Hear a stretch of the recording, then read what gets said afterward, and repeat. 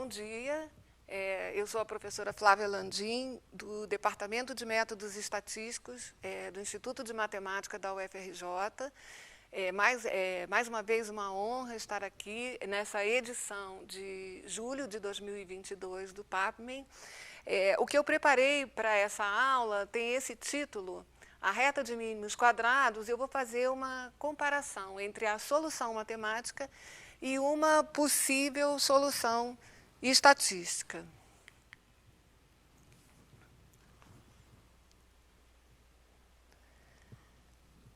O conteúdo, eu separei a aula em 4 partes, né? A primeira parte é uma introdução, em que eu vou falar os objetivos da aula e apresentar 3 exemplos que vão servir de base para o desenrolar da aula. Em seguida, eu vou trabalhar com a solução matemática e, apresentada a solução matemática da reta de mínimos quadrados, eu vou mostrar como obter essa reta usando aplicativos, como o GeoGebra, o Excel e o R. E, finalmente, terminada essa parte, eu vou apresentar a interpretação estatística de uma solução de um problema desse tipo, uma possível interpretação. Uma coisa que normalmente a gente traz aqui é o que isso tem a ver com o ensino médio. Na verdade, o que me inspirou a preparar essa aula foi a habilidade da BNCC, da competência 5, habilidade 10. Né? Ela diz assim: investigar conjuntos de dados relativos ao comportamento de 2 variáveis numéricas, usando tecnologia da informação, e, se apropriado, levar em conta a variação e utilizar uma reta para descrever a relação observada. A BNCC, no documento oficial, ela não relaciona, ela dá uma sugestão, né, de habilidades de álgebra e números, habilidades de probabilidade estatística. Na relação que ela sugere de habilidades de probabilidade estatística, ela não inclui essa. No entanto, essa habilidade tem tudo a ver com estatística. Por isso, eu trouxe aqui uma abordagem dessa habilidade, incluindo também a estatística. Então, os objetivos da aula são avaliar a relação entre 2 variáveis quantitativas, né, 2 variáveis numéricas, usando o diagrama de dispersão. O diagrama de dispersão é um gráfico hiper simples quando eu tenho 2 variáveis quantitativas, porque ele envolve justamente colocar as observações. Eu vou olhar as observações numéricas como pares ordenados. Né? Para cada unidade de observação, né, eu tenho 2 quantidades, então eu tenho pares ordenados, eu vou plotar esses pares ordenados num sistema cartesiano. Esse é o diagrama de dispersão. Quando for o caso, a gente vai verificando que a nuvem de pontos tem uma aparência linear, que quando for o caso, a gente vai propor obter uma reta que explique o comportamento desses pontos. Em geral, os pontos nunca serão colineares, então não existe uma reta que passa por todos eles. Então, a gente vai trabalhar com um critério específico, que é o critério de mínimos quadrados, para encontrar essa reta, com uma certa propriedade que eu vou apresentar daqui a pouco. E, finalmente, com a discussão da comparação entre a solução matemática e a solução estatística, a minha intenção é promover o letramento estatístico. E, para fazer essa promoção, na verdade, a gente tem que promover também o pensamento computacional, porque quando a gente vai lidar com a solução estatística, a gente vai ter que usar recursos tecnológicos, porque é impossível você resolver à mão os cálculos que vão surgir. Então, agora, eu vou apresentar os exemplos. No primeiro exemplo, eu peguei dados, são 25 observações mensais de uma usina a vapor de uma indústria. Tá certo? Aqui esse exemplo foi tirado de um livro, Draper e Smith, de 1998. E, na verdade, eu coloquei adaptado só porque eu converti as unidades de medição para as que a gente está mais acostumado, né? Temperatura em graus Celsius e a quantidade de vapor consumida em quilos. Nos dados originais estavam em graus Fahrenheit e a quantidade de vapor estava em libras. Então, observa que a gente tem aí 25 pares ordenados, que são a temperatura e a quantidade de vapor, tá certo? Isso é uma coisa importante. Em estatística, atualmente, o que a gente propõe é que se trabalhe com dados reais.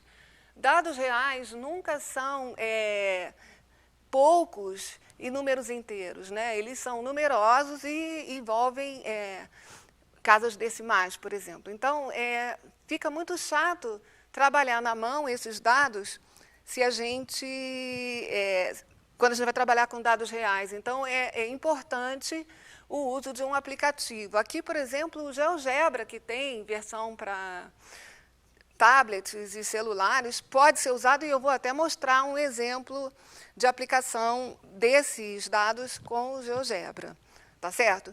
Mas aqui agora como eu falei, o primeiro passo, vamos enxergar, será que existe alguma relação entre essas duas quantidades, a temperatura e a quantidade de vapor consumida? Eu vou fazer o diagrama de dispersão. No diagrama de dispersão, observa que a nuvem de pontos, os pontos, claro, não são colineares, mas apontam uma tendência, né? A maior é a temperatura em graus Celsius, maior a quantidade de vapor consumida, né? A gente percebe, e parece linear, né? O decréscimo é mais ou menos na mesma proporção, tá certo? Então, esse é o primeiro exemplo. Duas variáveis quantitativas, temperatura, quantidade de vapor consumida. No segundo exemplo, eu tenho uma engenheira que está investigando o uso de um moinho de vento para gerar eletricidade. Ela coletou os seguintes dados. Novamente, é uma coleção de 25 observações numéricas, em que aqui eu tenho a velocidade do vento e aqui eu tenho a saída do conversor. A unidade da saída do conversor não é muito importante, o importante aqui é entender que quanto maior, mais energia foi produzida, tá certo?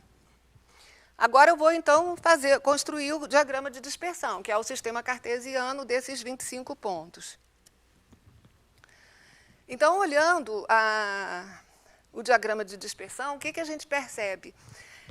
Quanto maior a velocidade do vento, né, a velocidade do vento aumenta, a saída do conversor DC também aumenta, mas a gente percebe agora uma ligeira curvatura nesse diagrama de dispersão, aquela tendência linear forte. Nos dados do exemplo 1, aqui já não é tão forte, né? A gente percebe uma curvatura aqui na nuvem de pontos. Então, propor uma reta aqui já não seria a melhor solução, enquanto propor uma reta, no primeiro exemplo, é uma solução razoável para tentar explicar a quantidade de vapor em função da temperatura. Uma reta é razoável aqui para explicar a saída do conversor em função da velocidade do vento já não é tão razoável.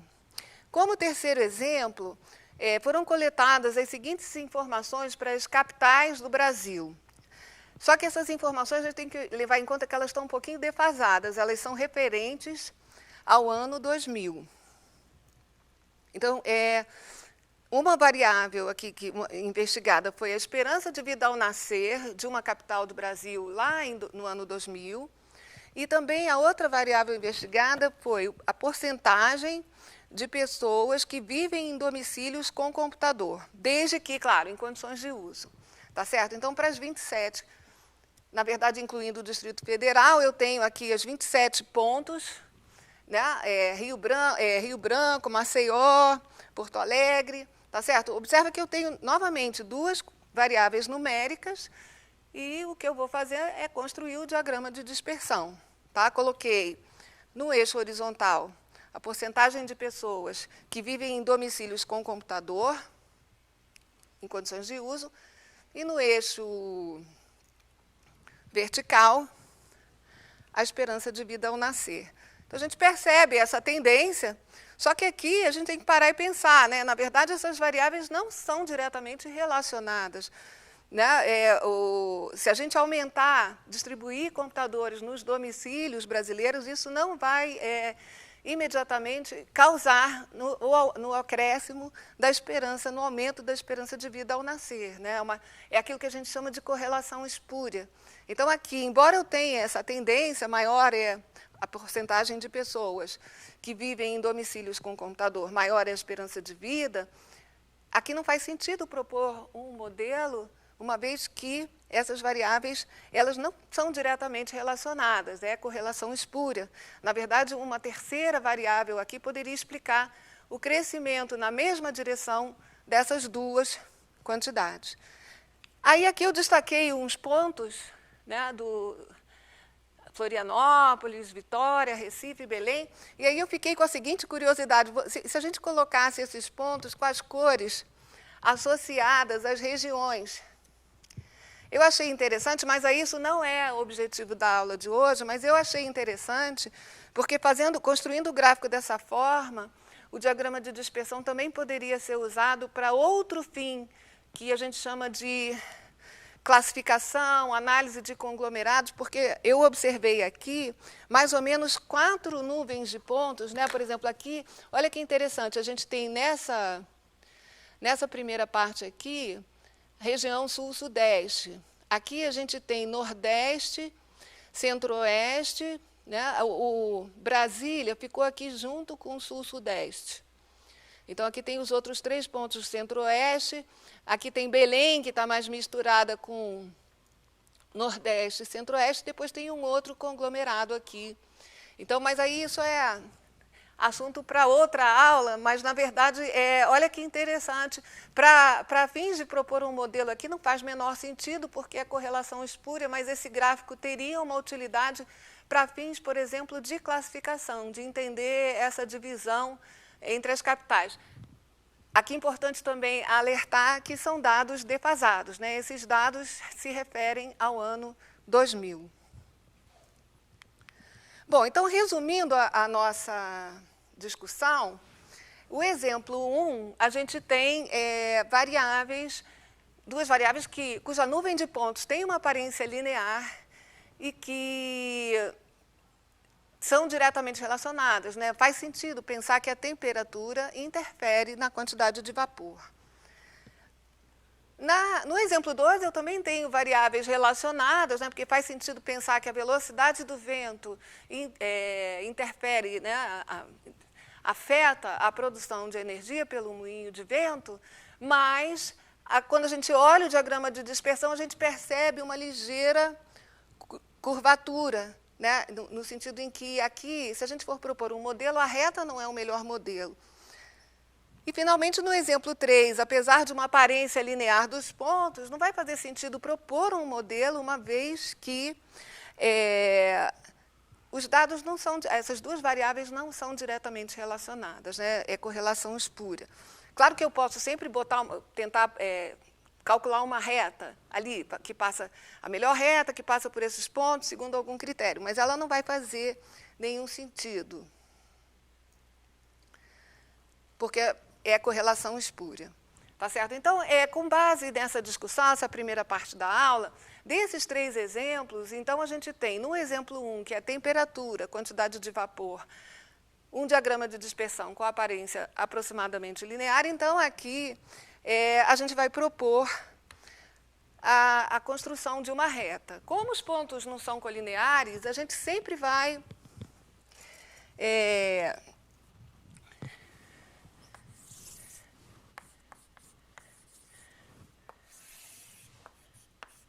nunca vai existir a reta perfeita, né?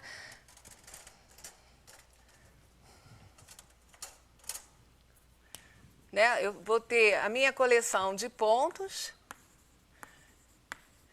com uma tendência linear. Eu estou supondo que as duas variáveis investigadas são variáveis diretamente relacionadas, né? Existe uma dependência entre elas, e o meu problema é determinar uma reta que se ajuste a esses dados. Não existe uma reta que passa por todos eles não são pontos colineares, né? Então, eu vou propor uma reta, e essa reta vai produzir o quê? Resíduos. resíduos são justamente os erros cometidos. Então, aqui, para esse valor de x, eu observei esse valor de y e a reta produziu esse valor. Então, essa distância aqui é o erro que foi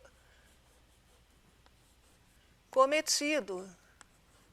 Qualquer que seja a reta que a gente escolher para explicar esses dados, para modelar aqui esses dados que têm essa aparência linear, vai produzir resíduos. E aqui a gente vai trabalhar com o critério de mínimos quadrados,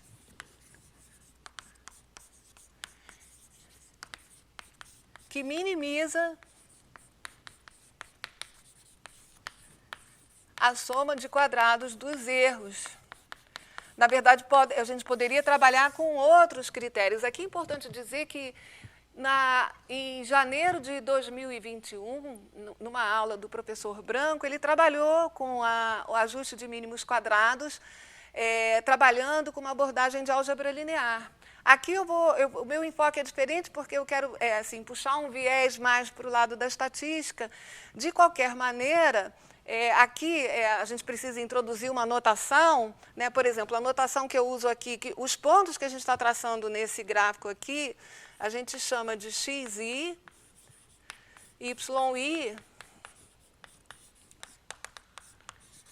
né? Os pontos estão variando, né? Para ir variando de 1 a n, eu tenho n dados, n é o tamanho da minha coleção de dados. A reta teórica, vamos dizer que de fato exista essa relação linear, então é porque teria uma reta teórica, né? A reta ela é determinada por dois coeficientes, né? A gente chama o coeficiente linear ou intercepto, que é o ponto de interseção na origem, e o coeficiente angular, inclinação. Já puxando um viés para o lado da estatística, como pontos experimentais nunca serão colineares, mesmo quando a relação é linear e a gente usa experimento para produzir os dados, os pontos nunca são colineares. Então, aqui, esse é o termo de erro, mas, na verdade, eu vou ter a reta estimada. A reta estimada, calculada, eu vou chamar de... Tá certo? A reta estimada é essa reta aqui em amarelo. Que eu vou botar chapéu, porque nela não produz exatamente os pontos observados. Tá certo? E aí, com isso, eu tenho os resíduos. Na verdade, eu posso dizer que o erro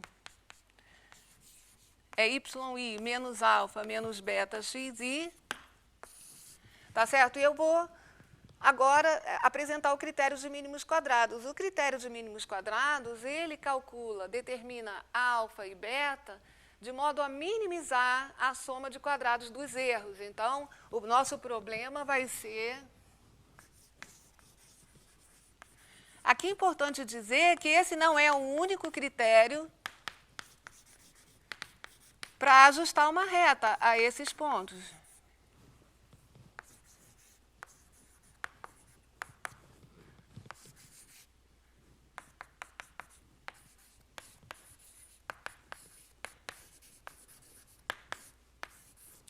Tá certo? Eu posso, por exemplo, existem outros critérios, por exemplo, eu posso estar interessada em minimizar a soma dos erros tomados em valor absoluto. Eu posso querer minimizar o maior erro em valor absoluto. Enfim, é importante entender que existem outros critérios. Claro que o critério de mínimos quadrados é o mais amplamente utilizado por conta das suas propriedades matemáticas, algébricas e mesmo estatísticas. Tá certo? Então, em geral, é o mais utilizado. Observa o seguinte também, aqui como a gente conhece todos os pontos, né, eles são dados lá no exemplo 1, que a gente tem o N25. Né? No exemplo 1, o nosso N é 25, porque eu observei 25 pontos. Eu tenho todos o x1, y1, x2, esses números todos eu conheço. Quando eu substituo esses números aqui nessa expressão, eu vou ter aqui uma função de alfa e beta, que eu quero minimizar. É uma função de duas variáveis. E aqui o professor Branco apresentou uma solução usando álgebra linear. Aqui, por exemplo, eu não tenho como escapar do cálculo diferencial para minimizar essa função de duas variáveis, né? Eu derivo, pego as derivadas parciais igual a zero, depois verifico a condição de segunda ordem. Enfim, mas tem, no ensino médio, por exemplo, a gente pode propor uma solução que é bastante interessante, claro, partindo do pressuposto que eu já sei que o ponto que representa o centro de massa passa pela reta de mínimos quadrados. Quem é o centro de massa? O centro de massa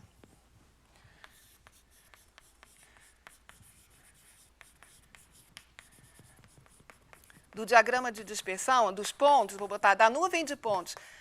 A nuvem de pontos são esses pontos, né, o resultado aí do gráfico, diagrama de dispersão. O centro de massa da nuvem de pontos é dado pelo ponto x barra y barra. Tá certo? Então, ali naquele gráfico, nesse gráfico aqui, vamos pensar, eu vou fazer aqui uma aproximação. Suponha que x barra esteja aqui, suponha que y barra esteja aqui, né?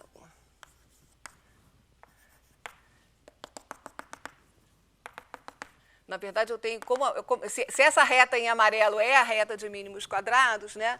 Exatamente o ponto centro de massa passa por cima dela. Tá, sabendo dessa propriedade, há uma simplificação que a gente pode resolver, a gente pode calcular o beta e depois voltar à escala original para encontrar o alfa. Que a ideia é a seguinte: vamos fazer uma translação da origem do sistema cartesiano x, o, y para o centro de massa. Eu vou ter um novo sistema x', o', y'. Então, como é que vai ficar esse novo gráfico? Quando eu faço a translação da origem, eu vou ter aqui o eixo x', e aqui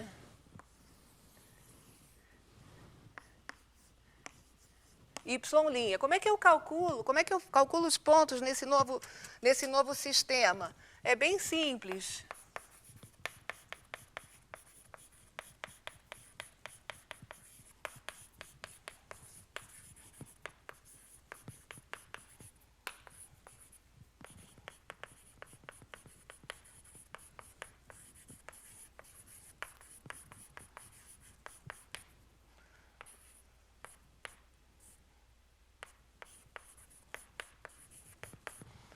Na verdade, a gente vai fazer essas coisas. Eu vou trabalhar, em vez de trabalhar com x, y, eu vou trabalhar com as variáveis x centradas na média. E o y eu vou trabalhar com os y centrados na média. Quando eu faço essa transformação, olha como fica a cara do gráfico, né, a reta. O modelo que eu vou propor, ele não precisa mais do intercepto. Quando eu faço essa translação para o centro de massa, sempre a cara do gráfico quando eu pôr a nuvem de pontos tiver aparência linear, vai mostrar que o modelo apropriado é um modelo sem intercepto, com coeficiente linear igual a zero. Ou seja, um novo modelo já transladado seria assim, o y, eu vou botar já pensando na variável transladada, y i' é beta x i', mais i. Quem seria, então, o termo de erro?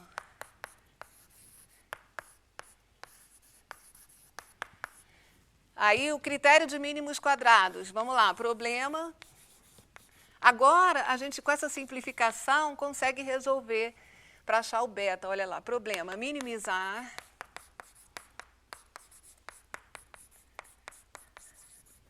a soma de quadrados dos erros, que aqui vai ser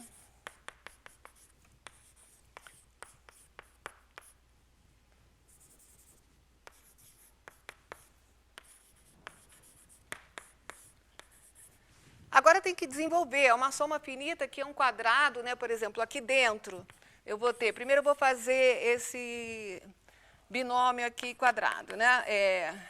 Eu vou ter y' quadrado, vou botar primeiro os termos quadráticos, mais beta 2, x' quadrado, menos 2 beta, x', y'. Tá certo? É uma soma finita, eu posso separar essas parcelas de termos semelhantes. Então, na verdade, eu tenho aqui, ó, soma i dos y' ao quadrado, mais beta 2, soma i dos x' ao quadrado, menos 2 beta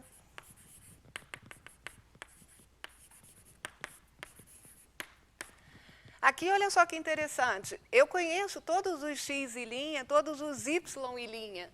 Né? Na verdade, eu adotei essa notação, em geral, uma notação que a gente usa mesmo em estatística, olha, o SXX é a soma de x e linha ao quadrado.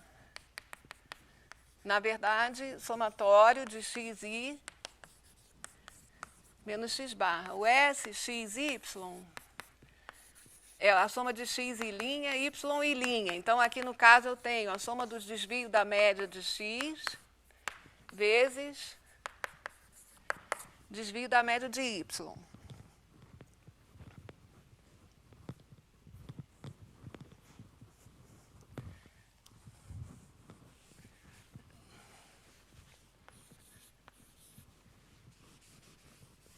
Eu vou trocar aqui para caber no espaço. E aqui o SXY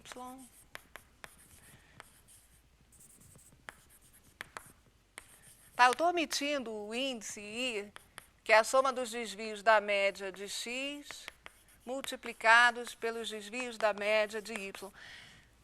A gente não vai precisar se preocupar com essas expressões todas, essas fórmulas, porque, como eu falei, quando a gente trabalha com dados reais, a gente vai usar os aplicativos. Aqui o mais importante é entender, né, o que está por trás, qual é o critério que foi obtido na construção da reta de mínimos quadrados. Ou seja, eu obtive a reta de mínimos quadrados, eu tenho que entender qualquer outra reta que eu proponha, ela vai produzir uma soma de quadrados dos resíduos maior do que a reta de mínimos quadrados. Tá certo? Mas aqui eu introduzi essa notação porque, se a gente for observar a expressão a ser minimizada agora, ela é uma função quadrática de beta. Tá? Eu vou chamar isso aqui de S de beta, que é a função que eu quero minimizar. Olha lá, o S de beta, ele é vou botar aqui A beta 2, desculpa, mais B beta, mais C, em que o A é o SXX, o B é menos 2 SXY, e o C é SYY. Observa que isso aqui é uma função do segundo grau em beta, portanto, o gráfico é uma parábola em função de beta, e o coeficiente do termo quadrático, A, é a soma de quadrados dos desvios da média de x, e, portanto, ele é um número quê? Positivo, né? A parábola está com a concavidade voltada para cima. Eu quero minimizar, o mínimo vai ocorrer justamente quando o valor de beta assumir a abscissa do vértice dessa parábola, que é dada por, eu vou botar aqui, na verdade a gente vai usar B, é menos B sobre 2A, né? Usando lá o vértice da parábola. Mas, então, isso aqui, quem é o B? Ó, isso aqui é o C, aqui é o A. Né, o B, observa aqui nessa equação, ele vai ser menos 2 SXY. Então, eu vou ter aqui 2 SXY sobre 2 SXX, que dá a expressão do coeficiente angular. E agora, então a gente obteve a reta estimada, ó, vou botar assim, y' chapéu é b, x e'. Para voltar para a escala original, aqui eu vou pegar o y chapéu menos y barra é b, xi menos x barra. Estou voltando, né? Porque aqui a observação centrada na média, observação centrada na média. Jogando y barra, que é conhecido, para o lado direito, eu vou ter y barra menos bx barra mais bxi. E essa é a reta de mínimos quadrados, né? Aqui é a nossa a estimativa de mínimos quadrados para o intercepto da reta com a origem, né, no sistema na origem. Observa que qualquer que seja a translação, eu não comentei isso, mas é importante, qualquer que seja a translação da origem, né, o intercepto no novo sistema ele muda. Mas a inclinação, né, as retas, né, são paralelas, sempre a inclinação da reta é sempre a mesma. Ok? Então, esse material está nas notas. Aqui, né, aqui tem uma ilustração dos resíduos que a gente fez ali, que são esses segmentos traçados em qualquer que seja a reta que a gente propor, ela vai produzir erros, né? A quantidade a ser minimizada vai ser uma função de duas variáveis. Aqui, sabendo que a reta de mínimos quadrados passa pelo centro de massa, essa é uma solução interessante, né? Eu faço a translação para a origem e o modelo passa a ser um modelo sem intercepto, cuja função a ser minimizada é uma função do segundo grau em beta, com um coeficiente quadrático positivo. E, portanto, a gente encontra ali o valor do beta e depois a gente volta para a escala original. Tá? Aqui eu mostrei, né, possibilidades. Então, por exemplo, eu destaquei aqui esse ponto. Aqui eu estou destacando a origem do sistema. Tá certo? Aí eu desloquei, esse aqui é o diagrama original. Aqui eu desloquei a origem para o centro de massa. Observa que justamente essa reta em azul já é a reta de mínimos quadrados, né? Eu tenho exatamente o modelo aqui passando pela origem. Se eu fizer outras escolhas, observa que a inclinação, né, sempre é a mesma, né? A nuvem de pontos está mantida, o intercepto vai variando, mas eu posso voltar para a escala original. Tá certo? Então, aqui estão as contas. E essa é a solução matemática para os coeficientes da reta de mínimos quadrados. Eu poderia calcular esses coeficientes tanto no exemplo 1, como no exemplo 2, como no exemplo 3, mas naquela discussão inicial, a gente viu que faz mais sentido calcular apenas no exemplo 3. No exemplo 1. No exemplo 2, a gente viu que tem uma curvatura. O modelo linear não seria o mais adequado. A reta não seria a melhor forma funcional para explicar aqueles pontos. E no exemplo 3, embora eu tenha a tendência linear ali dos pontos, a gente fez a discussão, aquelas quantidades, aquelas duas variáveis não são diretamente relacionadas. Então, aqui faz sentido a gente resolver o problema com os dados, né, calcular a reta de mínimos quadrados com os dados do exemplo 1. Então, o que eu vou fazer agora, como eu disse, terminamos essa etapa da discussão da solução matemática, agora eu vou apresentar como calcular a reta de mínimos quadrados usando os aplicativos, né? Novamente, eu reforço. Pedir para os alunos fazerem isso à mão é a coisa mais chata do mundo, então é melhor nem pedir. O interessante é discutir, pedir para trazer exemplos, discutir os dados, o contexto, faz sentido, não faz sentido. Muitas vezes tem aparência linear, como é o caso do exemplo 3, mas não vai fazer sentido propor a reta. Essa discussão é muito mais importante. Na hora de calcular, vamos usar os recursos. Então, no GeoGebra, aqui está um exemplo de como obter. Eu peço para exibir o modo planilha. Tá certo? Então, pedindo para exibir o modo planilha, eu coloquei aqui na coluna A e na coluna B os dados de temperatura e de quantidade de vapor. É preciso... No GeoGebra, ele considera... A única coisa que tem que realçar aqui é que o GeoGebra usa ponto decimal e não vírgula. como separador. Depois que a gente coloca os dados na planilha, a gente marca com o mouse as colunas A e B, e nessas janelinhas aqui superiores, na verdade vai aparecer, nesse segundo quadradinho, aparece a forma de um histograma, que são as análises estatísticas disponíveis. Tem análises univariadas, análises bivariadas, análises multivariadas. Aqui a gente vai escolher a opção análise bivariada. Tá certo? Aí vai aparecer uma tela, nessa tela aqui, apertando esse botão, é importante a gente indicar que na primeira linha eu tenho o nome das variáveis, tá certo? Depois é só clicar em analisar. Quando a gente clicar em analisar, vai aparecer uma tela e tem lá embaixo modelo de regressão. Tem várias escolhas. Para obter a reta de mínimos quadrados, a escolha adequada vai ser escolher linear. Escolhendo linear, ele automaticamente apresenta os coeficientes de mínimos quadrados ali, o A e no caso aqui está na ordem o B e o A, e traça a reta de mínimos quadrados com o diagrama de dispersão. Então está lá, ele calculou o A e o B, na verdade o B deu menos 0,0652 e o A 5,0207. E ele tem até essa possibilidade de fazer, vamos dizer, previsão de novas observações, avaliar simbolicamente, a gente dá uma temperatura, X, ele calcula o valor de Y a partir dessa reta estimada. Nesse problema, faz sentido fazer esse tipo de previsão.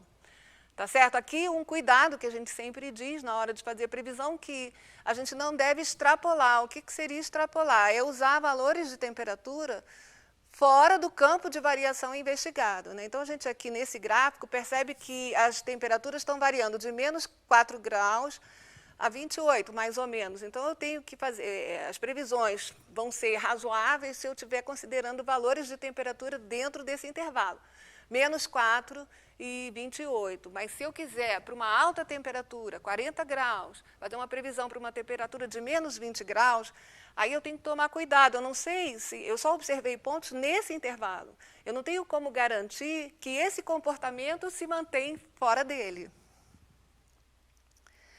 No Excel também é extremamente simples, né? A planilha, coloquei numa coluna os valores de temperatura, na coluna seguinte os valores de vapor, pedi para inserir o diagrama de dispersão, ele tem lá os gráficos, tem gráfico de dispersão. Depois, com o mouse, clicando no botão direito do mouse, em cima dos pontos do gráfico, aparece um menu. Entre as opções desse menu, tem uma opção que é adicionar linha de tendência. Então, nessa opção, a gente escolhe, eu vou escolher essa opção, adicionar linha de tendência, e aí, no menu, eu vou escolher a opção linear, porque justamente para dar a reta, e vou marcar aqui esse quadradinho, exibir a equação no gráfico, para ele dar os valores da reta de mínimos quadrados. Então, está lá a mesma reta, né? Ó, menos 0,0652, mais 5,021. No R, eu sei que está pequenininho, a gente precisa do R, porque o R vai ser o material que a gente vai usar para a discussão da solução estatística. Eu aqui entrei os dados, isso é importante que eu não falei, mas eu compartilhei uma pasta do Google Drive com todos esses programinhas em R, com essas bases de dados que a gente está trabalhando aqui, de modo que fica fácil depois de trabalhar. Então, no R, ele tem a função LM, que calcula os coeficientes de mínimos quadrados, e exatamente ali, aqui está pequenininho, mas ele encontra exatamente os mesmos valores, só que com uma casa decimal a mais. Tá certo? Deu lá 5,02066. Eu aproveitei e pedi aqui para construir o gráfico, o diagrama de dispersão, pedi para traçar a reta de mínimos quadrados, e ainda tracei e pedi para ele desenhar aqui o centro de massa. Observa que esse pontinho azul aqui, exatamente passando pela reta de mínimos quadrados. Então, finalmente, a solução matemática, né, tem uma discussão, né, eu vou calcular a reta de mínimos quadrados quando fizer sentido. Agora, do ponto de vista da estatística, o que muda? Do ponto de vista da estatística, a gente olha esses coeficientes que a gente calculou, o A e o B, como estimativas de parâmetros teóricos alfa e beta, desse modelo teórico. Porque, na prática, mesmo no exemplo 1, eu tenho 25 pontos experimentais que foram observados. Se eu observar uma outra coleção de 25 pontos na mesma usina, mais ou menos com o mesmo campo de variação de temperatura, os pontos não vão ser os mesmos. Mas, se de fato essa relação existe, eles vão apresentar uma tendência semelhante. Mas eles vão produzir o quê? Outros valores de A e B. E aí? Que valores eu vou usar no meu modelo? Na verdade, do ponto de vista da estatística, quando a gente olha A e B como estimativas dos parâmetros alfa e beta, faz sentido, então, avaliar a incerteza sobre essas estimativas. Tá certo? Então, nesse gráfico aqui, eu coloquei várias retas, né, fazendo sorteios, né, usando o método que eu vou apresentar aqui. Eu sorteei amostras desse conjunto de dados e fui calculando. Observa que aqui são 10 retas diferentes que eu obtive. Observa que todas elas são muito parecidas, né, mas é importante ter noção da incerteza acerca desses valores obtidos. Então, por exemplo, qual foi o valor do coeficiente angular da reta que a gente obteve nesse exemplo 1? Foi menos 0,065, ou seja, um valor bem pequeno, negativo bem pequeno. Uma pergunta que normalmente a gente faz é: será que esse valor é significativamente diferente de zero? Como é que a gente poderia responder isso? Claro que para calcular limites de confiança, variabilidade, é necessário trabalhar com toda uma teoria de probabilidade, inferência estatística, e a gente não tem espaço para isso. Na verdade, a gente vai usar aqui um método conhecido como método Bootstrap não paramétrico. E aqui eu trouxe essa informação. Em 2015, final de 2015, foi instituído um Prêmio Internacional de Estatística. Ele ocorre a cada 2 anos. O primeiro premiado foi o professor David Cox, que tem, enfim, contribuições enormes para a estatística. Faleceu agora em janeiro de 2022, aos 98 anos, e em 2018 quem ganhou o prêmio foi Bradley Efron. E aqui tem o comunicado, né? Esse prêmio ele é bancado por 5 importantes associações acadêmicas da estatística internacionais, e ele foi concedido ao Efron, que ele é professor de estatística e ciências de dados, biomédica, da Universidade de Stanford, e foi concedido em reconhecimento ao Bootstrap, um método desenvolvido no final dos anos 70, né, 1970, para avaliar a incerteza de resultados científicos, que teve um grande impacto na área da ciência. Então, um levantamento foi feito. Desde 1980, foram encontradas mais de 200 mil citações a nível mundial, em mais de 200 revistas. Tá certo? E a gente vai ver aqui que a gente pode queimar todas essas etapas e produzir uma solução de limites de confiança para as nossas estimativas usando o Bootstrap. Com o Bootstrap, os cientistas são capazes de aprender a partir de dados limitados de uma maneira simples e, assim, poder avaliar as incertezas das suas respostas. Em essência, é possível simular um número potencialmente grande de conjuntos de dados a partir do conjunto original. Ao olhar para as diferenças, a gente mede a incerteza do resultado, tendo como base o conjunto de dados original. Então, isso aqui é muito importante, que para a gente usar o método, a gente tem que ter firmeza daquele conjunto de dados original. Olha, esse conjunto de dados aqui, ele foi bem, ele descreve bem a população, ele não tem nenhum viés de seleção, não tem... Né, na verdade, para usar o método, eu vou partir do pressuposto que aqueles dados representam bem a população. Caso eu fosse capaz de observar todos os pontos lá de temperatura, quantidade de vapor, eles sempre iam produzir uma nuvem com aquela aparência. Tá certo? Se o meu conjunto representativo, né? Então, suponha que a coleção, aqui eu vou apresentar rapidamente os passos aqui do método. Suponha que a coleção de 25 pontos obtida nesse exemplo seja uma amostra representativa do todo, né? De modo que esses 25 pontos descrevem bem todos os pontos, caso nós fôssemos capazes de observar todos eles. Então, como é que se dá o método? São 3 passos, e é bem simples. Na verdade, ele é computacionalmente intensivo, a gente não tem como fazer. Aqui eu posso até pedir para calcular esses coeficientes na mão, ficar fazendo conta, né? As estimativas de mínimos quadrados do A e do B. Mas aqui, para usar esse método, já é inviável. Mas a gente vai usar o pensamento computacional e o R para resolver esse problema para a gente. Então, a ideia é: considera um número bem grande, N maiúsculo, de amostras aleatórias simples, que eu vou sortear com reposição de tamanho 25 do meu conjunto de dados original. Aí vocês podem pensar assim, não, mas aí eu vou estar sempre sorteando a mesma amostra. Não, porque como é com reposição, a cada sorteio eu posso sortear qualquer um dos 25 pontos, então eu posso ter repetição. Eu vou mostrar que não vai ser a mesma amostra. Em seguida, para cada amostra de 25 pontos desses pares de dados que eu sortear, eu vou calcular o A e o B daquela amostra. Então, a gente vai indexar A de J, B de J, para J variando de 1 a N. Ou seja, eu vou gerar uma coleção grande de valores de A e uma coleção grande de valores de B. Agora, finalmente, gerei todos os valores de A e B, eu vou calcular, eu vou fazer o histograma da distribuição dos valores de A, vou construir o histograma dos valores de A e dos valores de B e vou calcular os quantis de 5% e de 95% para obter os limites de confiança. Quem são esses quantis de 5% e 95%?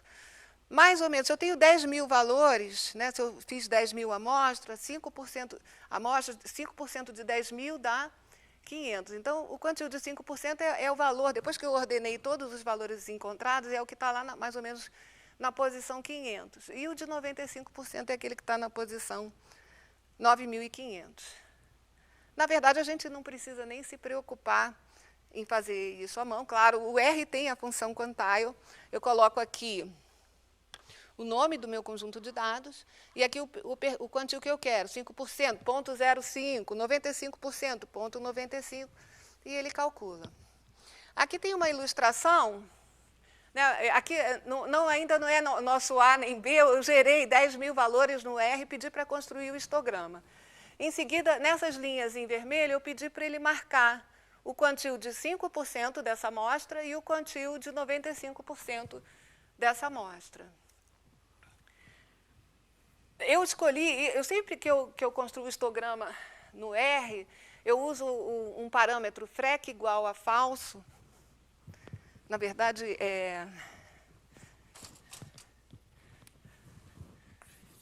no programa que eu compartilhei, eu tenho isso, que ele vai construir o histograma na escala da densidade de frequência relativa, de tal maneira que a área desses retângulos, né, ela dá 1.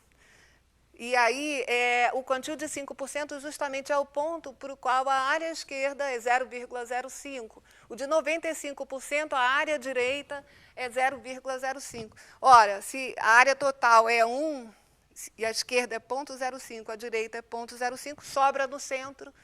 Por isso é que, para determinar os limites de 90% de confiança, eu calculo o quantil de 5%, e o de 95%, porque no meio eu tenho 90% dos dados, tá certo? Aqui, observa que eu escolhi arbitrariamente 90%, eu poderia trabalhar com outros níveis de confiança.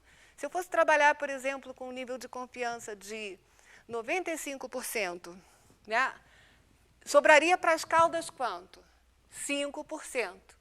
Mas eu vou distribuir igualmente nas duas caudas. Então, eu vou pegar esses 5%, dividir por 2, né? Então vai ficar 2,5% para a cauda inferior, 2,5% para a cauda superior, sobrando 95% no meio. Mas aí seria correspondente a quais quantios? O quantil de 2,5%, né? Que é o que deixa a cauda à esquerda 2,5%, e o superior seria o de 97,5%, que deixa a cauda.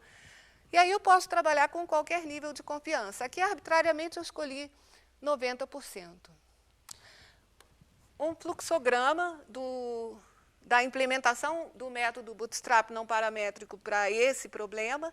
Ele é bem simples, ele é mais simples que aqueles fluxogramas que eu usei na aula de simulação de experimentos para estimar probabilidades. Então, olha lá, eu tenho o início. Aí, no início, eu vou ler meu conjunto de dados, eu vou calcular o A e o B do conjunto original, né, que eles são a minha referência, depois que eu vou querer avaliar a incerteza. E eu vou fixar aqui a quantidade de amostras, 10.000. Aí eu venho, J é meu contador. J maior que N? Não. Então, eu vou sortear uma amostra aleatória com reposição dos dados originais, vou calcular A e B, faço J, J mais 1 e entro nesse loop até sortear as 10.000 amostras. Terminei, eu passo, então, a calcular os quantis, para dar os limites de confiança do A e do B. E acabou. Bom, a gente vai usar o R para fazer esse programinha. Eu compartilhei o código naquela pasta do Drive, é só copiar, colar, lembrando de fazer a adaptação só do local onde vai estar o arquivo de dados. Então, essa função, né, sample, a gente trabalhou na aula de simulação, ela sorteia uma amostra aleatória de um conjunto de dados determinado. O formato dessa função no R é assim, sample, depois x, é o conjunto de dados do qual serão sorteadas as amostras. Na verdade, se a gente usa no lugar do x, se a gente coloca 2 pontos, n, ele vai entender que ele vai sortear um número inteiro da coleção dos n primeiros inteiros. Size é o tamanho da amostra. Replace, a gente vai indicar, é a variável lógica que vai indicar se a amostra é com reposição ou sem reposição. No nosso caso, é com reposição. Aqui é importante dizer, quando a amostra é sem reposição, o size é no máximo o tamanho do nosso conjunto de dados. Quando ela é com reposição, eu não tenho restrição, né? O size pode ser qualquer valor. Mas aqui a gente vai usar com reposição. E o prob, o default, é um argumento, na verdade, ele vai dar um modelo probabilístico associado às probabilidades de sortear os elementos do conjunto X. Isso é para quando o meu conjunto não é um conjunto de pontos igualmente prováveis. Aqui, como a gente vai sortear todo mundo com a mesma probabilidade, esse argumento é opcional. Quando a gente não entra com nada nesse campo, ele entende que eu vou sortear da população com probabilidades iguais, que é exatamente o que a gente quer. Eu quero sortear entre os inteiros de 1 a 25 com a mesma probabilidade. Vou dar um exemplo aqui. Lembra, na aula de probabilidades e simulação de experimentos, eu falei, toda vez que eu uso R e eu vou fazer simulação, eu fixo uma semente de geração de números aleatórios para garantir poder reproduzir esse exemplo. Se eu quiser reproduzir o exemplo, com essa semente, a gente vai reproduzir exatamente o exemplo que eu estou apresentando aqui. Então, a semente de geração, aí olha lá o que eu fiz. Eu defini um objeto índice, ele vai ter uma forma vetorial, porque eu vou sortear 25 pontos, ele vai receber sample de 1 a 25, ou seja, eu vou sortear um número entre 1 e 25, número inteiro entre 1 e 25, vou sortear 25 números, né, porque o size é 25 ali, com reposição. Como eu não indiquei o argumento prob, é porque eles estão sendo sorteados com probabilidades iguais. Aí, se eu pedir para ele escrever o índice, olha lá o que ele vai escrever. O primeiro índice que ele sorteou foi o 8, o segundo foi o 17, 12, por aí vai. Para entender um pouquinho melhor quem ele sorteou, eu vou pedir para ele escrever esses índices de forma ordenada. Esse comando sorte índice vai escrever em ordem crescente. Então, observa que ele sorteou com reposição uma amostra de 25 pontos do conjunto de dados original, só que não é a mesma amostra. Ele sorteou, o 1 não entrou, aí entrou o 2, o 3, o 4, o 5 não entrou, entrou o 6, o ponto 8, observa lá, entrou 4 vezes, tá certo? Então, esse conjunto de dados não é igual ao original. Mas aí eu vou calcular o A e o B associado a esse conjunto de dados. Aqui só para explicar, lembra aquela tabela lá do exemplo 1 com os dados originais.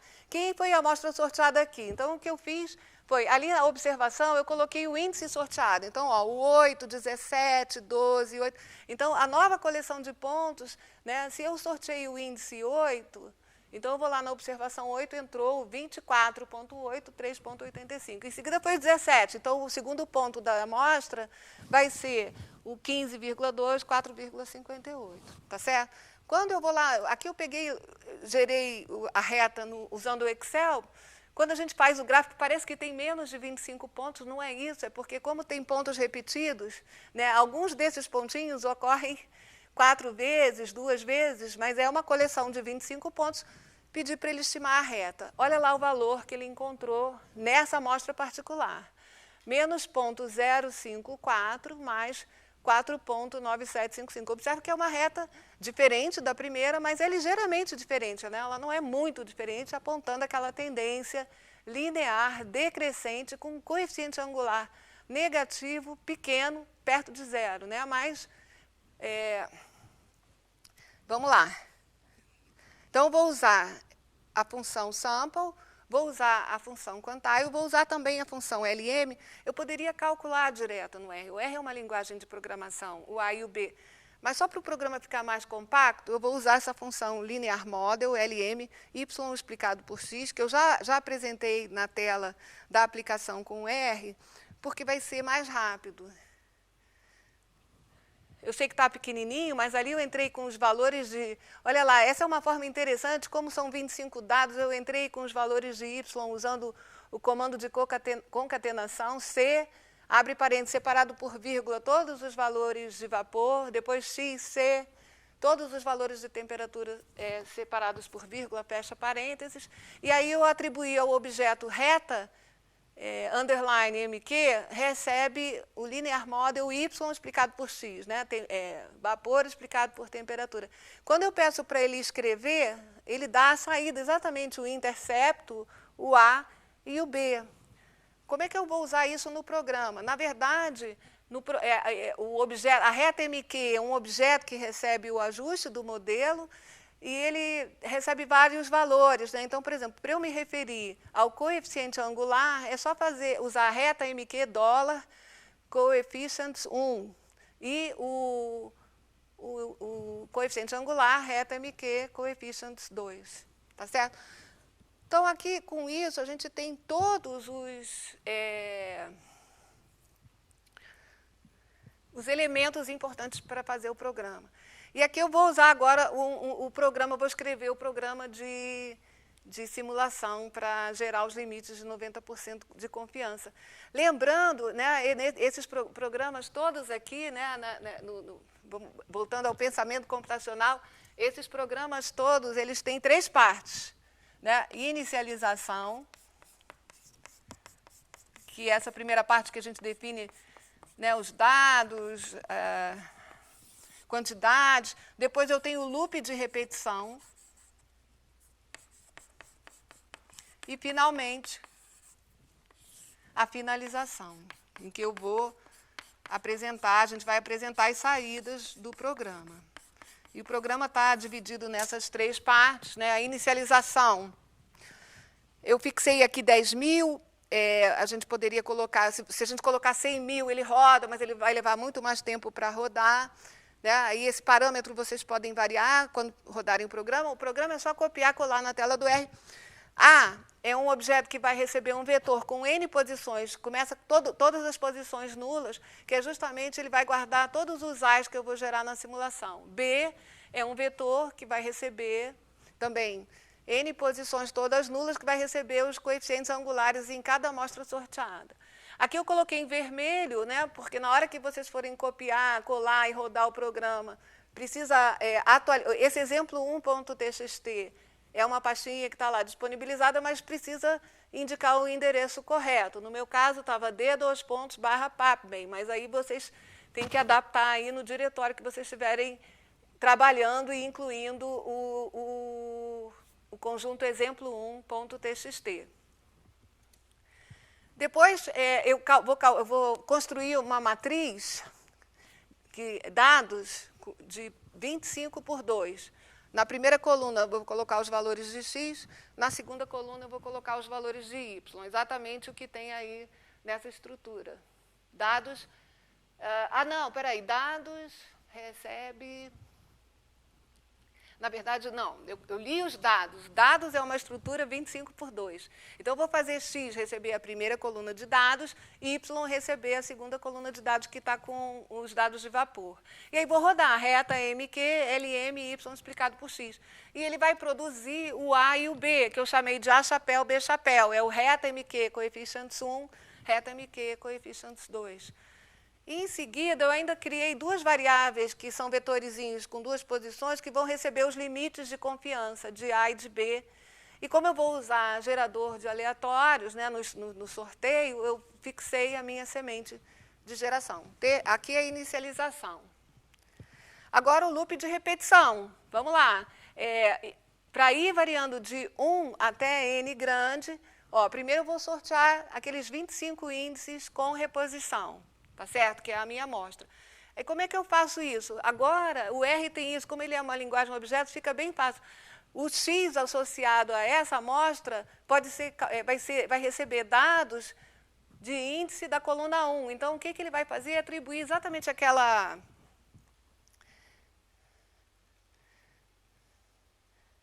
Exatamente, ele vai atribuir, nessa amostra aqui, ele vai atribuir...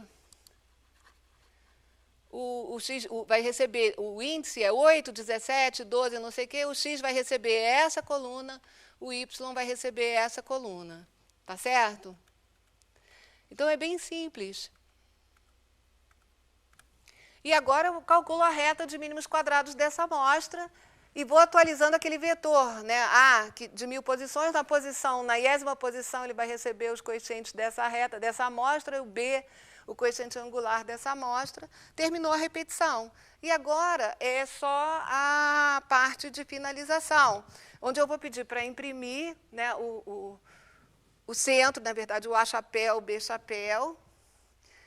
Depois eu vou calcular os quantis, os limites de 90% de confiança, que são os quantis de 5% e 95% para o vetor A e para o vetor B. Como vocês podem ver aqui, né, o limite A1 é o quantio inferior, né, é o limite inferior de 90%. Então, vai ser o quantile da base de dados A, que tem 10.000 valores, o de 5%. E o de A2, o quantile de 95%. Mesma coisa para B. E, em seguida, eu pedi para ele imprimir esses valores. Tá certo? E também, melhor que esses valores numéricos, é a informação gráfica. Então, eu pedi para ele construir um histograma empilhado, esse par MFROW C21, ele vai fazer 2 gráficos empilhados em 2 linhas. Na primeira linha, eu estou fazendo o histograma dos valores gerados de B. Tá? Eu coloquei pequenininho, porque ficou muito grande o comando para incluir título, rótulos. Mas, antes de fazer o histograma de A, eu pedi para ele incluir 3 linhas nesse gráfico. Em azul, eu pedi para ele fazer uma linha vertical bem na posição do B obtido, que é aquele menos 0,065.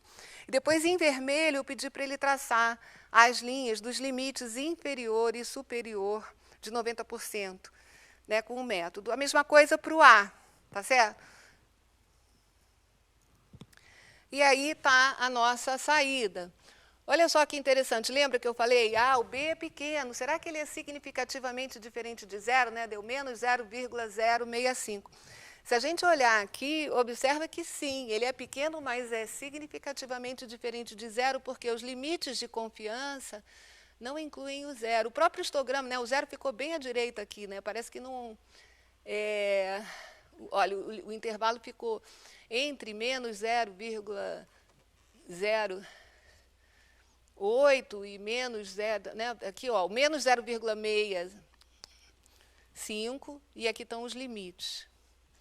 E o A também, olha, o A está cercando aqui o 5. Se eu quisesse fazer um teste, será que o A é igual a 5? Vamos dizer que a teoria diz que A é 5, passaria no teste, né? Porque o 5 está dentro dos limites de 90% de confiança, nos limites de bootstrap, obtidos pelo método bootstrap não paramétrico. Aqui eu coloquei os valores, né, que ele calculou, as estimativas arredondei para 3 casas decimais, né, do A 5,0, o alfa, né, os coeficientes teóricos, né, a estimativa do alfa e do beta de mínimos quadrados, 5,021 menos 0,065, e ali estão os limites de confiança de 90% para o alfa e para o beta, tá certo? E, portanto, a gente conclui que, de fato, o coeficiente angular com esse método é significativamente diferente de zero. Aqui está, novamente, eu repeti o diagrama de dispersão dos dados, a reta de mínimos quadrados, passando pelo centro de massa, né? O pontinho azul é o centro de massa, tá certo? E assim eu termino o exemplo que eu trouxe para essa discussão da parte estatística, né? Porque a parte estatística envolve como A e B são estimativas de alfa e beta, e eu preciso avaliar a incerteza dessas estimativas. Aqui, assim, só como recomendações finais para fechar a aula, né? Então, aqui a estratégia é, eu tenho 2 variáveis quantitativas, primeiro passo é construir um diagrama de dispersão. E também, depois do diagrama de dispersão, percebendo qualquer associação, se perguntar, existe de fato associação entre essas 2 variáveis? Se a resposta for sim e a aparência do gráfico for linear, uma reta de mínimos quadrados pode ser usado como um modelo para explicar a variável y, resposta em função da variável x explicativa. Essa é uma outra discussão, né? Sempre nesse tipo de problema tem uma variável que é a mais fácil de ser controlada e uma variável que é a variável resposta. E, às vezes, há confusão, né? Mas a escolha não é simétrica. E, finalmente, o modelo obtido, se a gente passou pelo passo 1, passo 2, a questão, o modelo obtido poderá ser usado para fins de previsão de uma nova observação, tomando cuidado para evitar extrapolação, porque nada garante que aquele comportamento observado para aquele campo de variação da temperatura, ele se repete, se mantém para temperaturas muito baixas ou para temperaturas muito altas. Então, com isso, eu termino a aula. Agradeço a atenção de todos. Obrigada.